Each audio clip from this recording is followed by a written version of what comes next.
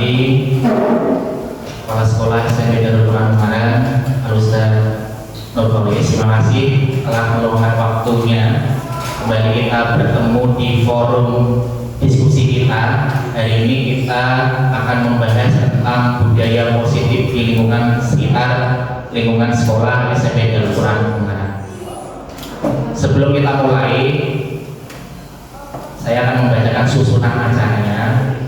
Acara yang pertama pembukaan, selanjutnya adalah sambutan oleh kepala sekolah, dan berikutnya adalah pembahasan budaya positif.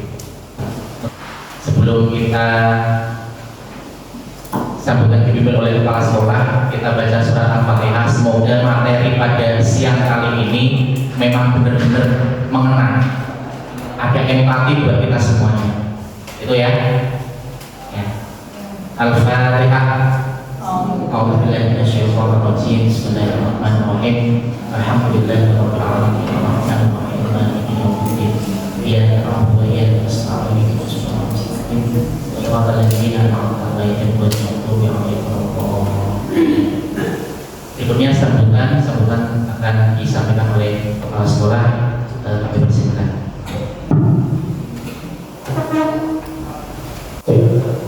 Assalamualaikum warahmatullahi wabarakatuh. Waalaikumsalam warahmatullahi wabarakatuh. Jadi kami sangat bersyukur sekali dengan diadakannya program dari pemerintah serta yaitu program-program dari guru bergerak. Kami sangat mensupport sekali. Semoga dapat diikuti jejaknya oleh teman-teman kita yang belum menjadi guru penggerak. Semoga ini bisa menjadi pelecut penyemangat kita untuk mendaftar menjadi calon guru penggerak, terutama khusus yang ada di SMP Darul Quran Ungaran. Seperti itu. Selain meningkatkan kompetensi dari guru itu sendiri, kemudian bisa berkolaborasi dengan teman-temannya nanti. Semoga saja nanti Ustaz Saifudin juga bisa meningkatkan citra sekolah yang sudah baik ini menjadi lebih baik lagi, seperti itu.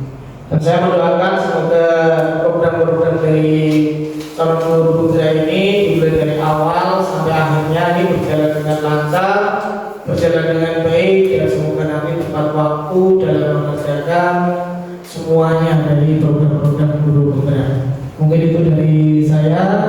Semoga kedepannya SMP Darul Quran ini menjadi lebih maju, terutama dari peningkatan kompetensi guru kita, terutama adalah menjadi guru penggerak. Mungkin itu dari saya.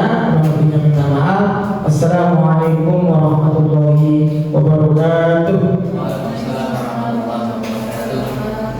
Sebelum kita mulai, kita senyum 30 detik. Karena apa? Kita membahas budaya positif, paling tidak aura yang ada di kelas kita, aura-aura positif. Silakan saling berpandang-pandangan juga tidak apa-apa. Senyum 30 detik. Ya. Ustaz Multajam, silakan.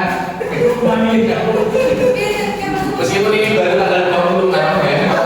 Kanker.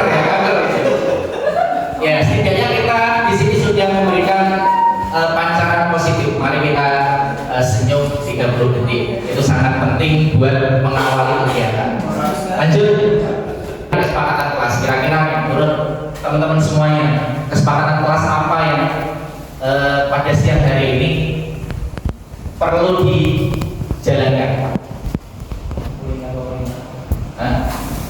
Boleh main HP? Silent HP, ya.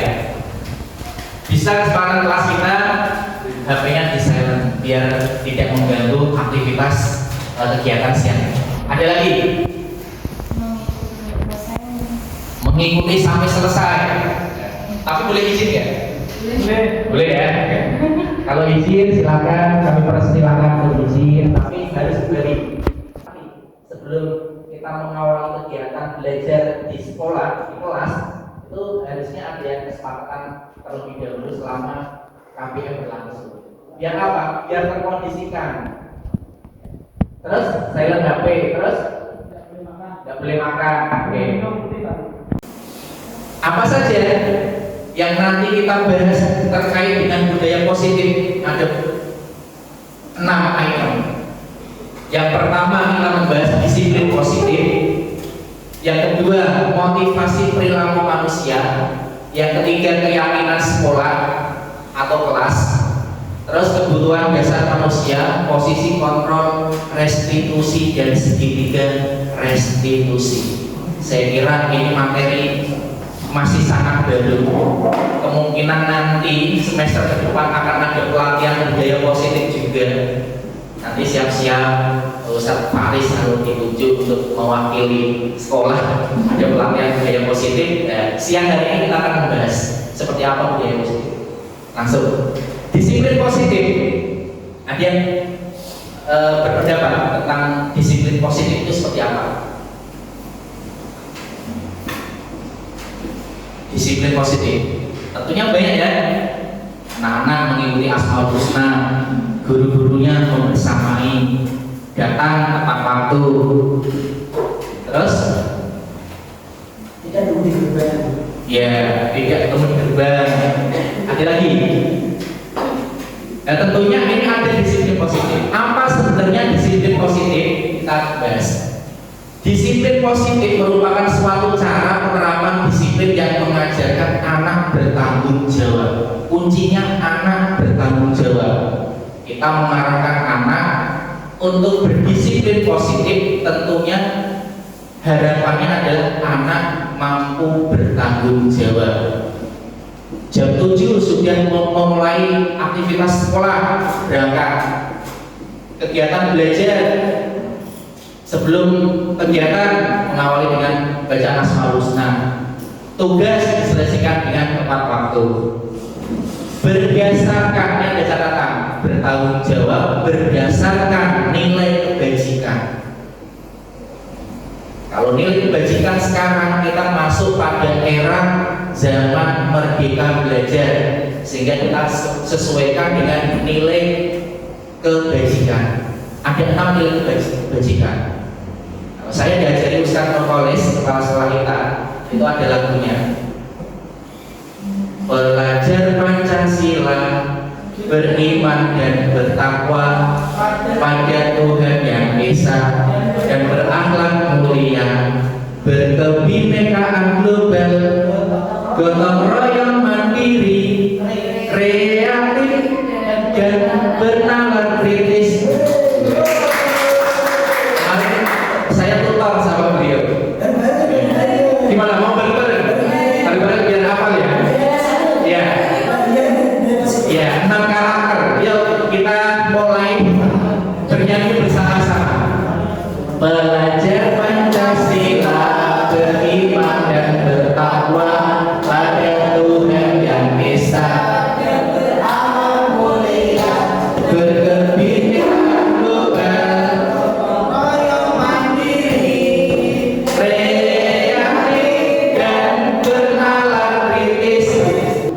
ini ya 6 karakter dalam profil pelajar Pancasila.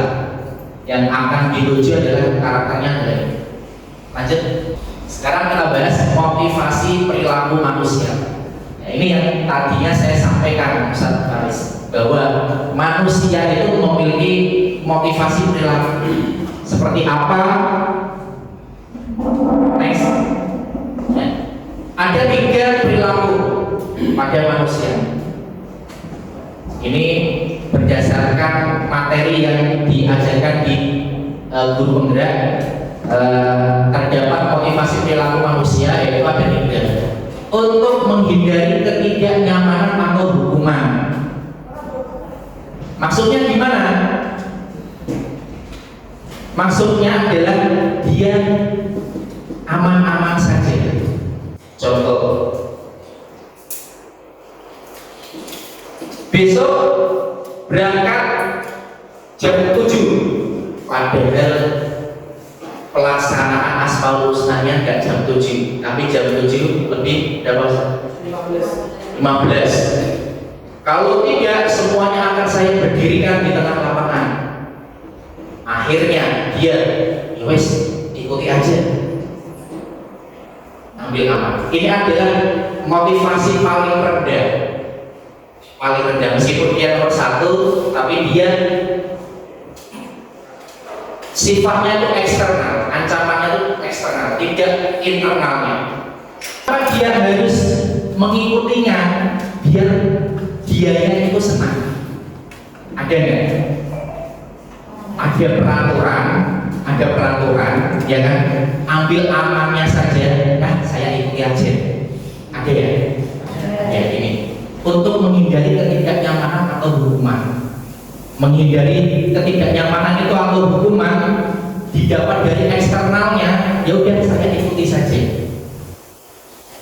Paham ya? Yang kedua adalah untuk mendapatkan imbalan. Ternyata ini adalah kebutuhan motivasi perilaku manusia ada di sini. Kenapa saya harus melakukan? Biar nanti saya dapat imbalan dari ustaznya, biar nanti saya dapat nilai bagus. Ada imbalannya, ada iming-imingnya, biar dapat penghargaan. Saya menghafalkan 30 juz biar dapat HP dari orang tua. Ada ya? Tentu kita di dunia kerja juga ada. Saya bisa melakukan kegiatan ini biar terlihat. Ada. Ternyata di sini motivasi perilaku manusia. Ini tingkatan atasnya nomor 1. Kalau atasnya nomor 1 nggak perlu dialog, diikutin saja. Yang penting eksternalnya senang, tidak membalik dirinya. Eksternalnya senang. Eksternal bilang ini, ya udah diikuti. Terus kabelnya coba. Dan ini adalah capaian paling tinggi kasta ketiga dalam poin nomor 3 untuk menjadi orang yang mereka inginkan. Mereka inginkan dia disiplin, ya kan? Terus dia menyadari ternyata pentingnya disiplin adalah untuk mengembangkan dirinya sendiri. Nilai-nilai yang mereka percaya ternyata ini baik. Kalau nomor 1 dia berupa gremeng kok di sini. Ada ya murid kalau dikasihkan poin gremeng, nggak ingin mengetahui alasannya. Kenapa sih saya harus seperti ini? Alah diikutin aja, ambil amannya. Itu nomor 1, tingkatan paling rendah. Kalau tingkatan nomor 2 ada motivasinya, ini biar saya dapat penghargaan dari ustaz. Kalau tingkatan dari nomor 3, eksternalnya dapat, internalnya dapat. Eksternalnya dari mana? Dari guru. Guru membuat peraturan, diikuti dengan kesadaran hati. Paham ya? Ya, ini adalah motivasi perilaku manusia. Lanjut. Ya, ini adalah keyakinan sekolah. Tentunya sebelum semua rangkaian tujuan capaian itu dibentuk, diwujudkan, langkah paling utama, paling dasar adalah membentuk keyakinan kelas. Ini yang seringkali lalai, belum kita laksanakan, belum jadi budaya. Kalau awal-awal kita belajar itu ada istilah kontrak belajar, gitu ya. Dan sekarang kita ubah menjadi istilah yaitu keyakinan kelas. Istilahnya keyakinan kelas. Kalau itu ada kontrak belajarnya, kalau di sini adalah keyakinan kelas. Biar apa? Biar sama-sama dapat. Empatinya antara guru dengan siswa itu sama-sama dapat. Apa itu keyakinan kelas? Ini. Mengapa keyakinan kelas? Mengapa tidak peraturan kelas? Ada yang mau berpendapat? Ini Ustazah Santi, kenapa? Mengapa keyakinan kelas? Kalau dari kata keyakinan itu lebih arah positif, Ustaz. Tapi kalau kata peraturan kayak ada beberapa pasangan mungkin. Ya. Iya. Kalau peraturan itu kita yang bikin, kalian ikutin saja, ya kan? Kalau keyakinan mereka ikutin, mereka yang bikin, kita memfasilitasi. Ya, keyakinan kelas menjadi dasar dari peraturan kelas. Datang tepat waktu berarti apa? Disiplin, tidak boleh telat. Itu ya. Ini kesepakatan bersama antara guru mata pelajaran atau guru kelas pada murid. Ini saya mau tanya, kira-kira sudah dilaksanakan apa belum? Belum ya? Ya, kita lanjut.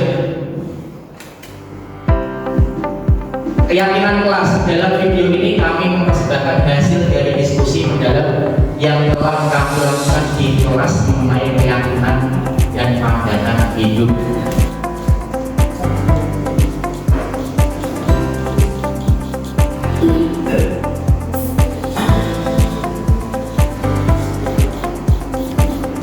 Ya tentunya untuk mengawal kegiatan memang kita memerlukan speaking. Untuk mencairkan suasana kita harus sering-sering inovasi untuk mencari speaking.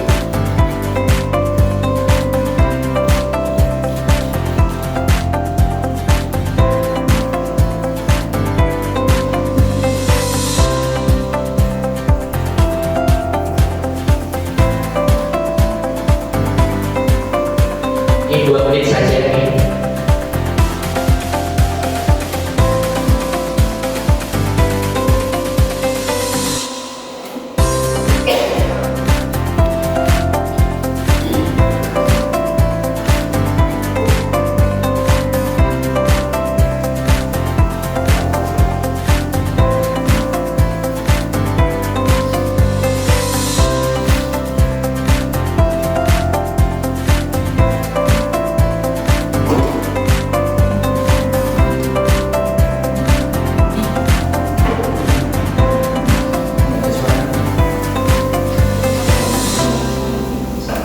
Tentunya kita mendambakan kondisi kelas yang seperti ini ya.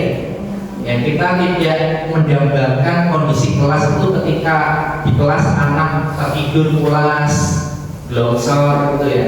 Tapi ada aktivitas, semuanya berperan.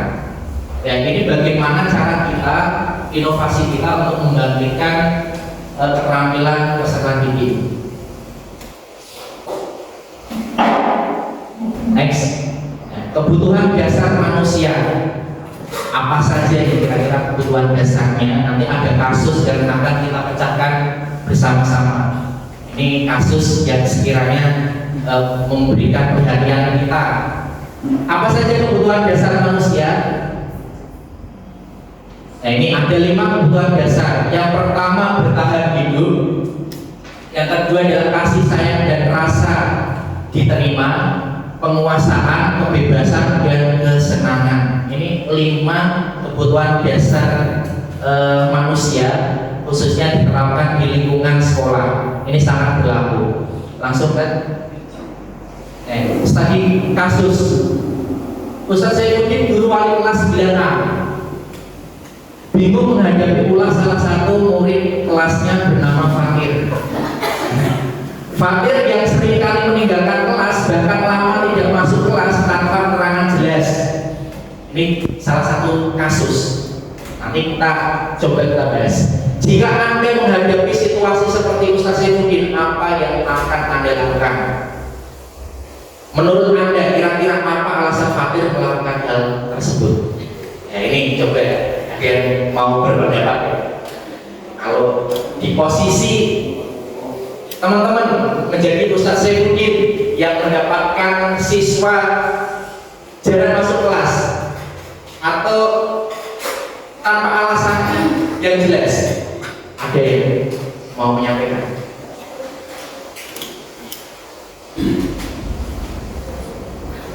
Irwan Ustaz, ada yang menyampaikan? Ustaz Agus? Pendekatan, tentunya ada pendekatan. Nanti akan kita bahas materi berikutnya. Pendekatannya kira-kira seperti apa? 4 mata. Coba kamu duduk sendiri. Fakir. Sebenarnya kasus banyak ya. Ada seorang guru, contoh guru matematika, pas waktu mengumpulkan tugasnya, ya kan? Ada di situ pertengkaran, kesalahpahaman, ya kasus, ya kan? Ada lagi, banyak lagi. Kalau kita menuliskan kasus, ya, salah satu kasus yang saya tuliskan adalah ini. kita harus mengetahui alasannya si Fatir. Kenapa sih si Fatir itu tidak masuk kelas? Tadi ada 5 kebutuhan manusia yang harus dipenuhi. Kira-kira kebutuhan tadi coba kita kembali ke B. Nah ini, bertahan hidup, kasih sayang, penguasaan, kebebasan, kesenangan. Kira-kira si peserta didik sudah belum memenuhi kebutuhan itu? Kalau analisis saya, langsung ke kasus next. Alasan Fatir nanti di cross check ya, nanti guru BK-nya bisa cross check apakah ada nilai kebutuhan manusia itu. Kasih sayang, benar tidak Fatir tidak terima, merasa tidak diterima, atau terasing di sekolah, baik dari teman, sekelas atau lingkungan sosialnya. Ini ada sebabnya kenapa kok dia terasingkan, merasa dia itu sendiri. Ternyata apa? Kebutuhan manusia kasih sayang dia belum terpenuhi, baik di rumahnya maupun di lingkungan sekolah. Yang berikutnya adalah kesenangan.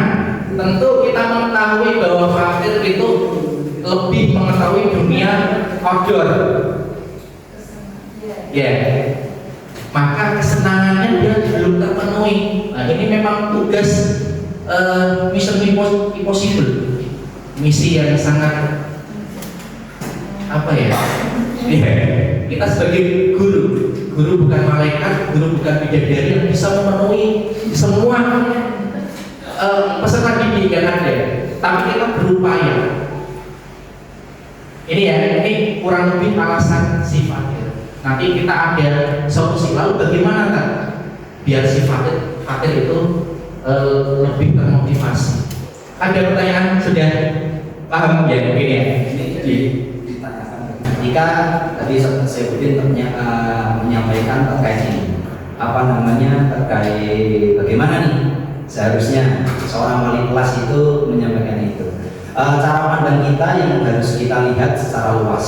Jadi ketika kita melihat siswa dengan jumlah masalah yang serupa, kita harus melihat yang lebih luas lagi. Bahwasanya di luar sana ada orang yang memiliki apa namanya, populasi khusus. Jadi mereka dianggap populasi khusus. Siapa diantaranya? Seperti anak autis, terus ada anak-anak yang retardasi mental dan sebagainya. Mungkin orang-orang yang seperti ini termasuk dalam kelas inklusi, di mana mereka harus dilindungi. Dilindungi di sini apa? Dilindungi secara karakter. Nah, jadi secara karakter. Jadi ketika kita berada di posisi seorang wali kelas bernama Ustaz Saifuddin tadi, kita harus melihatnya secara global dulu. Jadi secara global ini ternyata masalah Fatir ini yang dia rasakan sekarang itu tidak ada apa-apanya daripada ketika kita melihat masalah yang lebih besar, kita menemui orang dengan populasi khusus. Bahkan mohon maaf, kalau orang itu menemui populasi khusus, guru itu tidak bisa mengajar populasi khusus itu di dalam kelas. Dia harus benar-benar didampingi secara pribadi seperti yang disampaikan saya sebutkan. Jadi melihatnya ketika di posisi seperti itu harus melihat secara global bahwasanya ternyata ada loh yang lebih parah daripada itu. Nah, ketika kita melihat seperti itu, maka kita akan bisa mencari solusi yang bisa kita ambil kita ambil pelajarannya ya, seperti itu. Ketika ada orang berinisial misalnya F dengan F titik seperti itu. Nah, jadi kita melihat secara global. Yang selanjutnya setiap orang itu pasti punya masalah pribadi, dan setiap orang itu pasti yang jadi motivasi adalah setiap orang itu memiliki rasa untuk meningkatkan diri. Tetapi memang yang paling kita perlu garis bawahi adalah terkadang ada kendala di luar itu. Nah, yang paling penting bagi seorang, kalau menurut sudut pandang saya, yang paling penting bagi seorang pendidik itu adalah sebenarnya latar belakang apa yang menjadikan seperti itu. Nah, ketika latar belakang ini kita tahu, maka sudah berapa jauhkah kita berkomunikasi dengan orang yang ada di sekitarnya. Nah, sudah berapa jauhkah kita berkomunikasi dengan orang tuanya. Sudah berapa jauhkah kita berkomunikasi dengan gurunya sebelumnya? Ketika kita tahu masalah itu, kita tidak akan pernah melabeli seseorang itu dengan sesuatu. Kita akan tahu, oh ternyata nih sebab nuzulnya seperti ini. Oh ternyata nih ABC-nya seperti ini. Sehingga di sana ada pemakluman. Pemakluman inilah yang kita pahamkan kepada orang-orang sekitar kita. Bahwasanya, oh ini loh kebutuhan dia. Oh ini loh yang dia hadapi saat ini. Oh ini loh seperti itu. Jadi ketika ada cerita tadi, bagaimana seorang wali kelas, contoh nama Ustaz Saifuddin tadi menghadapi seperti itu. Kalau dari hemat saya ketika saya ditanya, lihat dulu apa pokok masalahnya. Ya. Jadi kadang kita langsung mudah untuk mengambil kesimpulan, mudah untuk mengambil kesimpulan bahwasanya anak itu seperti itu. Nah, kadang-kadang kita tidak melalui proses apa, mengidentifikasi lebih dalam apa yang menjadi permasalahan dan pokok masalah yang ada di sini. Nah, ketika pokok masalah kita tahu, saya yakin empati yang disampaikan oleh Ustaz Saifuddin tadi timbul. Yang jadi masalah kadang-kadang empati ini tidak timbul lantaran kita mudah untuk melabeli seseorang. Nah, jadi ketika label seseorang ini akan yang akan timbul adalah penolakan. Ketika penolakan sudah timbul, ilmu tidak akan pernah masuk. Itu seperti itu Ustaz. Ya, terima kasih. Beri aplaus buat Ustaz Faiz. Terima kasih Ustaz Faiz. Memang benar, memang kita itu ketika menjadi seorang guru seringkali langsung menyimpulkan bahwa anak ini memang susah, anak ini memang, kita harus mengetahui latar belakangnya. Maka disinilah akan kita bahas terkait dengan budaya positif. Kita berlatih untuk positif, itu ya. Untuk materi ini memang materi kasus yang saya sinkronkan dengan kebutuhan manusia. Memang kebutuhan manusia terkait dengan pelajar atau peserta didik ada 5 ya. Menurut dari kasus ini yang saya sajikan, memang setidaknya ada kebutuhan yang belum dicapai oleh si peserta didik, yaitu adalah kasih sayang dan kesenangan. Itu ya, kita lanjutkan materi berikutnya. Dan ini langkah berikutnya. Ketika kita sudah mengetahui kasus ini, maka kita akan melakukan posisi kontrolnya. Posisi kontrol restitusi. Apa saja posisinya? Saya yakin semua ustadz-ustadz dan ustazah melakukannya. Kita akan lihat satu persatu kira-kira mana saja bagian yang sudah kita laksanakan. Ada 5 misalnya. Menghukum. Kamu pernah ya? Ustaz, ada ancaman. Salah satu tindakan guru yang menghukum. Ada lagi membuat merasa bersalah. Dia kepikiran terus. Kamu nggak kasihan sama orang tuamu, kamu sudah berbuat salah, tapi masih sanggup. Tapi kalau yang menghukum itu lebih pelotot, mengancam. Kamu kalau tidak ini, kamu akan ini. Nanti ada perkataannya.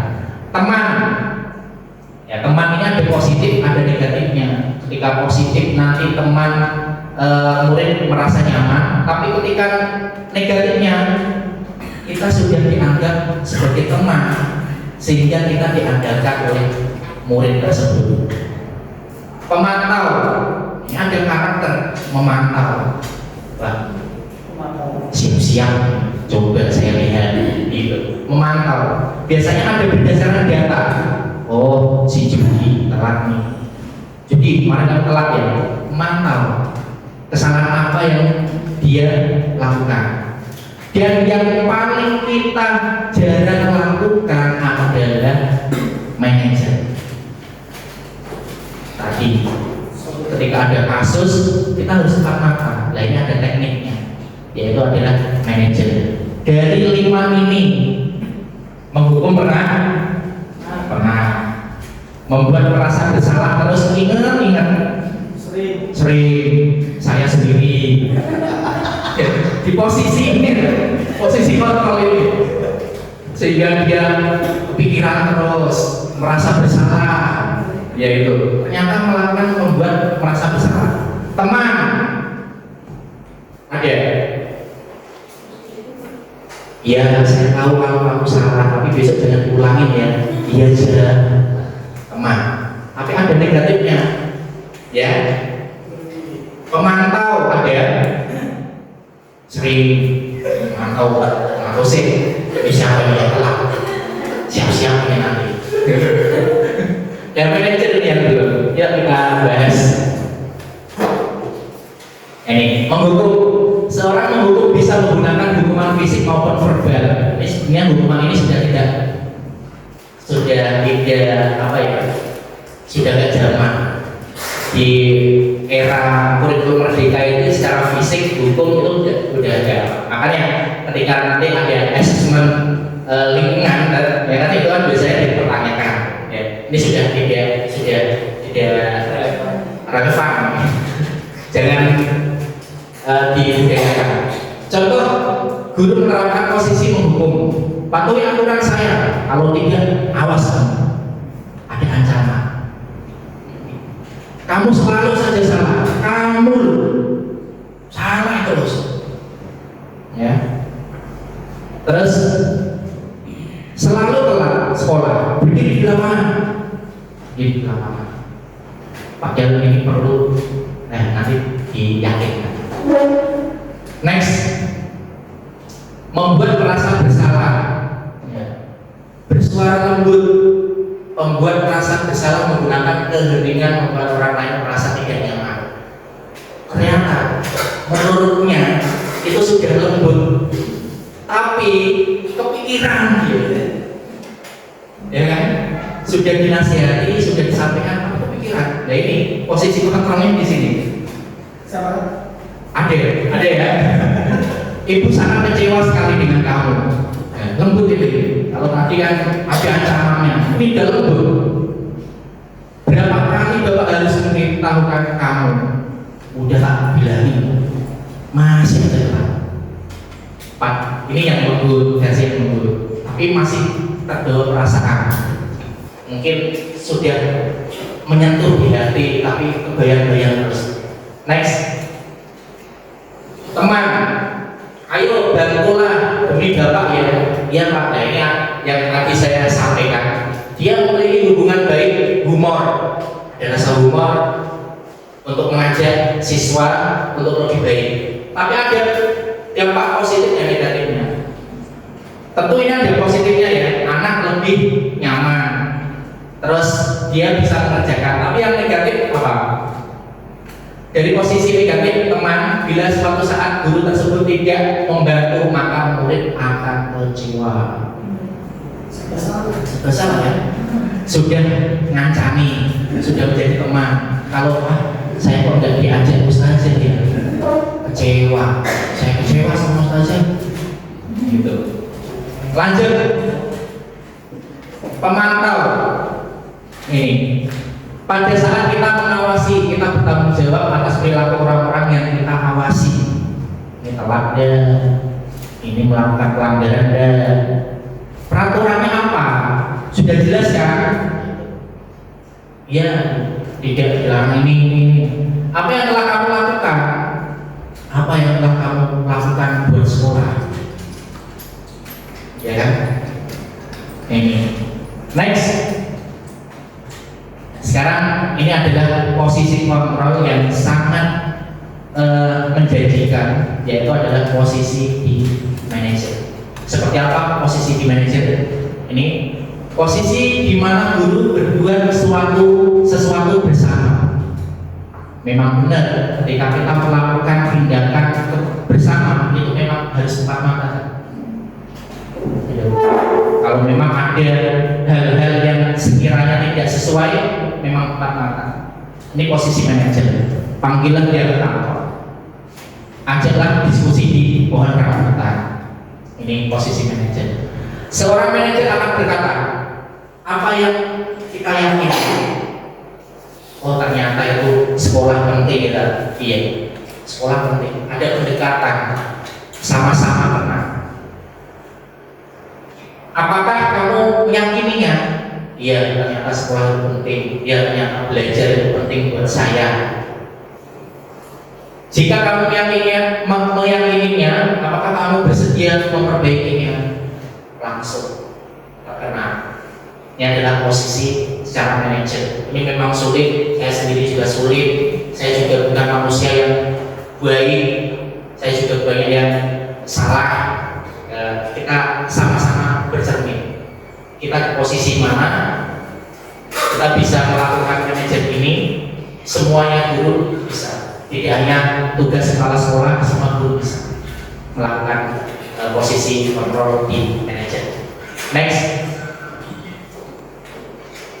Ya. Bagaimana cara melakukan tadi? Manajer ternyata ada di segitiga restitusi. Ini segitiga restitusi yang akan mengawali ketika kita melaksanakan. Oh, kita sudah 4 mata tidak? Ya, tidak hanya 4 mata, tapi di situ ada teknik-tekniknya, tingkat-tingkatannya. Apa saja itu? Next. Ya, segitiga restitusi merupakan tahapan tindakan yang dilakukan guru untuk membawa siswa menangani kesepakatan. Kembali lagi, biar semua itu teristart ulang, ya kan? Pakai tahapan ini.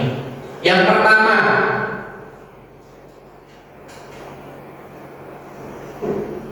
menstabilkan identitas. Ada nih ya, ini segitiganya, nih. Menstabilkan identitas, validasi tindakan salah, terus menayangkan keyakinan. Nanti lebih jelasnya kita nonton video ya. Kita nonton video, ini tahapannya seperti apa videonya, coba nanti.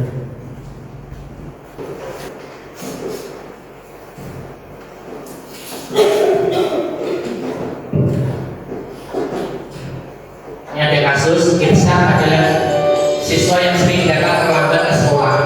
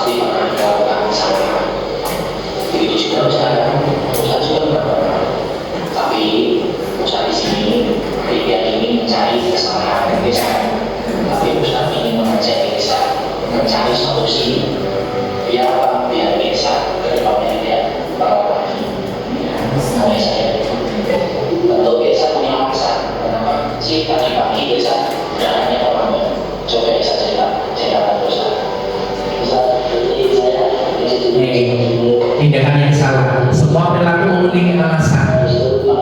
Kalau saya pribadi kan pernah sudah langsung menyimpulkan, tidak memberikan penjelasan dia, menjelaskan alasannya apa.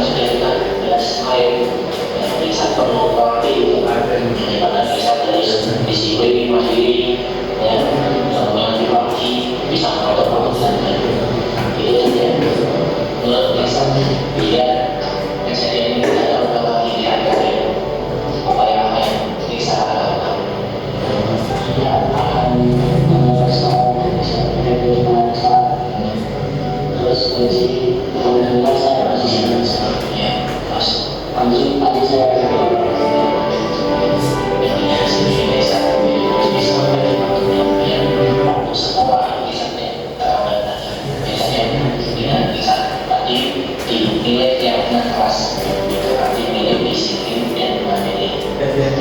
Bisa melakukan itu semua. Itu yang terima kasih.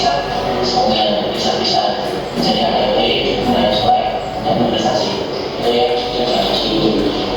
Saya bisa melakukan saya semua sekali saya mas.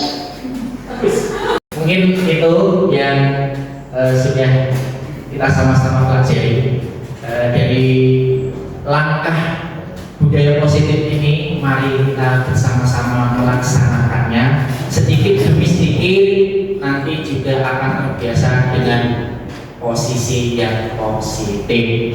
Itu ya. Selanjutnya kita kasih waktu 10 menit untuk diskusi dan tanya jawab. Barangkali mau menanyakan materi pada siang hari ini atau yang perlu kita bahas, silakan kami berikan waktu 10 menit. Monggo. Oke, terima kasih Mas Mungkin. Izin tanya, namanya 5 posisi kontrol restitusi ya. Sebenarnya yang terkait adalah manajer. Tapi di dalam manajer itu saya lihat kita susah membedakan. Dalam manajer kan ada seakan-akan juga membuat tahu bahwa dirinya salah, melakukan kesalahan. Padahal di situ ada yang kedua itu membuat rasa salah. Nah, apa sih yang harus kita lakukan sehingga membuat rasa salah itu tidak masuk dalam kita melakukan poin yang manajer tadi. Yang kedua, manajer juga merasa nanti kita mendampingi dia, seakan-akan kita sebagai temannya dia.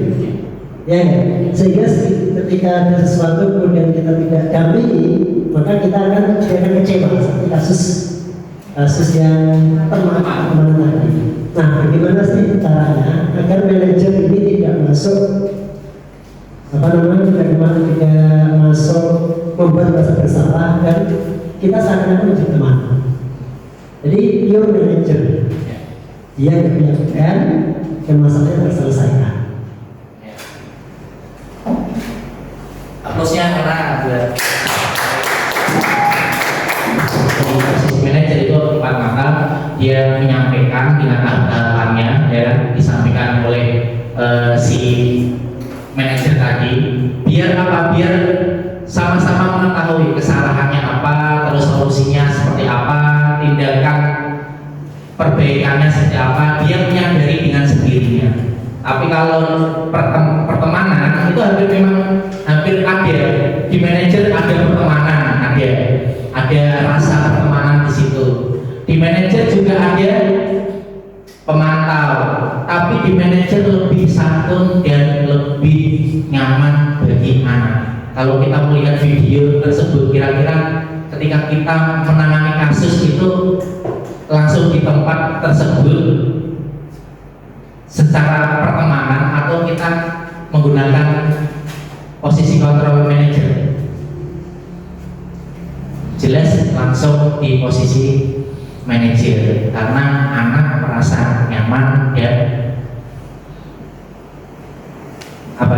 tenang, tidak was-was, tapi kita masih disegar gitu. Paling tidak setidaknya dari 5 posisi kontrol itu adalah posisi manajer ini adalah posisi yang paling aman dan nyaman buat anak ketika kita melakukan menindak kasus yang ada gitu.